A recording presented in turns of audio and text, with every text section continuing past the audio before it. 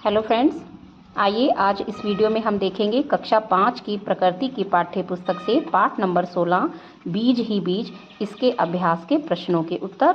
तो इसमें दे रखा है, पहले एक बीज वाले और अनेक बीज वाले फलों का नाम दी गई तालिका में लिखिए। तो अनेक बीज वाले फलों के नाम है जैसे खरबूजा, तरबूज, संतरा, कीवी। एक बीज वाले फल आड़ू, लीची, खजूर, चेरी। अब हम देखते हैं इसके पाठ्य पुस्तक के जो पाठ है उसके अंत में दिया गया अभ्यास। तो प्रश्न नंबर 1 में निम्नलिखित प्रश्नों के उत्तर दीजिए। क प्रश्न है, बीज के अंदर ऐसा क्या होता है जिससे पौधा बनता है? तो इसका उत्तर हम देखते हैं। बीज के अंदर नन्ही नन्ही कोशिकाएं छुपी होती हैं जो पौधे की उत्पत्ति का कारण बनती हैं, जिन्हें उचित मात्रा में आवश्यक तत्व मिलने पर पौधा बनता है। प्रश्न नंबर ख, नन्हे पौधे को बढ़ने के लिए किन परिस्थितियों की ज़रूरत होती है? तो इसका उत्तर है, नन्हे पौधे को बढ़ने के लिए उपजाऊ मिट्टी, उपयुक्त नमी, ताप, पानी, हवा की ज़रूरत होती है। ग प्रश्न है, अच्छे और ख़राब बीज की पहचान कैसे की जाती है? तो इसका उत्तर है, बीजों को पानी में डालने पर जो बीज नीचे डूब जाते हैं वे अच्छे बीज होते हैं।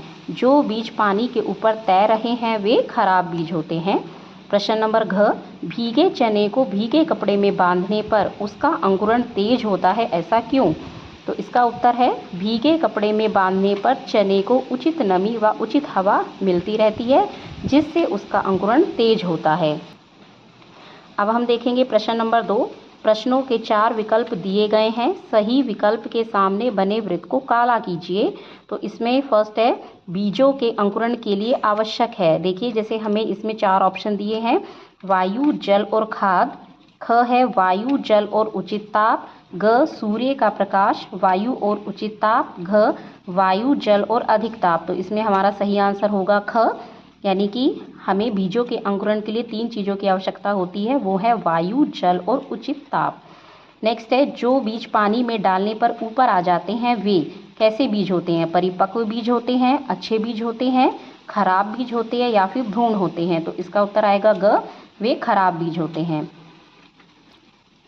अब है प्रश्न नंबर 3, रिक्त स्थानों की पूर्ति कीजिए।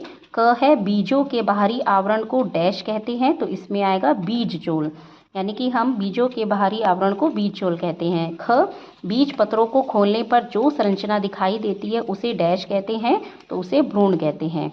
ग, भ्रूण का निचला भाग डैश और ऊपरी भाग डैश कहलाता है। तो भ्रूण का निचला भाग मूलांकुर और ऊपरी भाग प्रांकुर कहलाता है। घ, मूलांकुर से डैश तथा प्रांकुर से डैश बनता है। तो इसमें आएगा, मूलांकुर से जड़ तथा प्रांकुर से तना बनता है। आइए अब देखते हैं प्रश्न नंबर 4। खंड क के अधूरे वाक्यों को खंड ख की सहायता से पूरा कीजिए। यानी कि हमें खंड ख के जो ये हमें वाक्य दे रखे हैं, इसको खंड ख के वाक्यों से हमें मिलान करना है। तो क है बीज से, तो इसका उत्तर आएगा, बीज से नन्हे पौधे का जन्म होता है। ख, बीज से नन्हे पौधे का बनना बीज का अंकुरण कहलाता है। तो इसे लास्ट वाले से मिला देंगे। ग, अनुकूल परिस्थिति पाकर बीज अंकुरित होते हैं।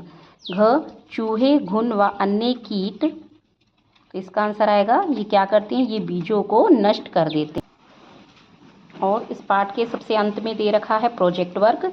किसी बर्तन में खेत की मिट्टी लेकर उसमें चने या सेम के बीज बोएं और उसमें प्रतिदिन थोड़ा थोड़ा पानी देते रहें। अंकुरित पौधे में होने वाली वृद्धि को अपनी कॉपी में लिखें और चित्र भी बनाएं। तो ये जो कार्य हमें बच्चों को करने देना है और उन्हें बताना है कि इस कार्य में आप किसी अपने घर में किसी बड़े की हेल्प ले सकते हैं। तो ये तो था अभ्यास का हल। आइए इसके बाद हमें अगर और पाठों के अभ्यास के उत्तर चाहिए तो आप इस चैनल को सब्सक्राइब करें। Thank you.